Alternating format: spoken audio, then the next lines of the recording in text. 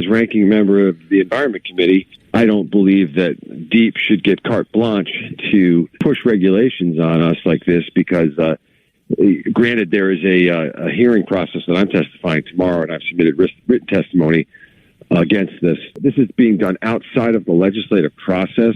We have committees of cognizance like the Environment Committee that should be looking at these types of regulations, but instead we're just going to blindly adopt California regulations.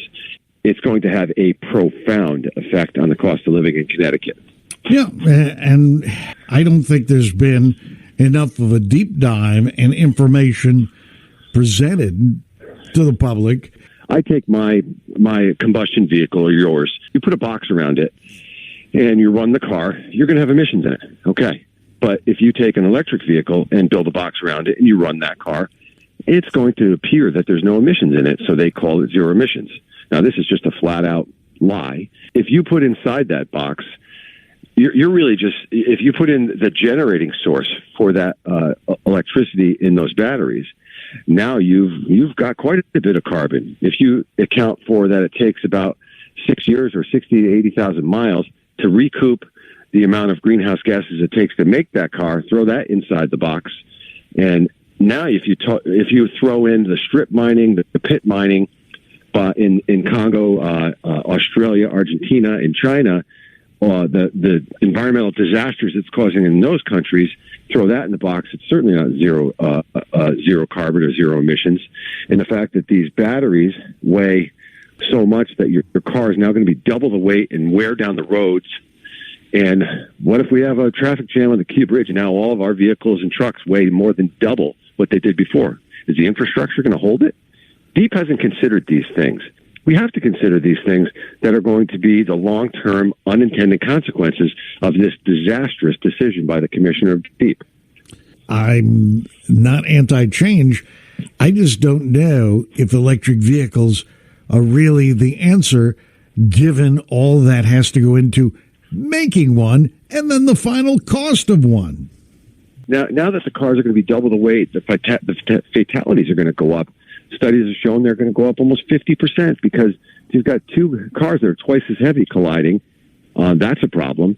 And then the fender bender you get into in the parking lot with an electric car is going to cost a fortune because now you've got damaged batteries that have to be replaced to the cost of $10,000.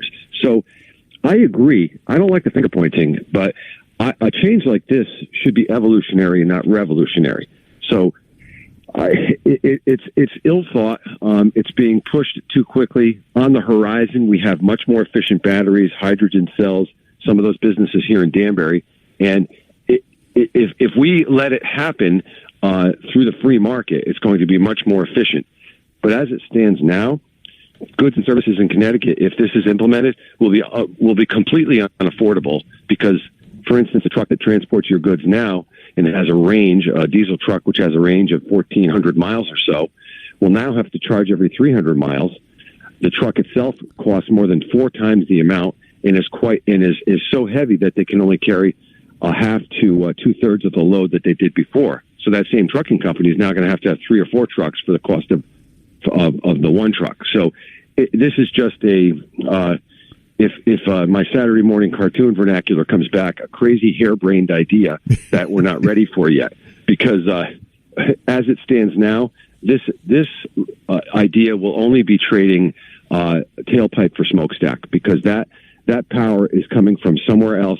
But since it's not coming out of your tailpipe, certain people think, well, that must be better. Well, it's not. You're just moving the problem, not solving it. I haven't done as deep a dive as State Rep Callahan has, but I'm not against the concepts. I'm just against the fact that the information is not getting presented. If you're driving on I-95 and are going to stop at that rest area in Stanford and gas up in 5 minutes now, try waiting 2, 3, 4, 5, 6 hours behind people to charge on a hot day or a cold day to get where you want to on your vehicle. And most of our vehicles have about a 400-mile range. And with batteries, depending on what type of batteries you have, you can get maybe 3. If it's cold, less. If you get stuck on the highway in a cold day, less.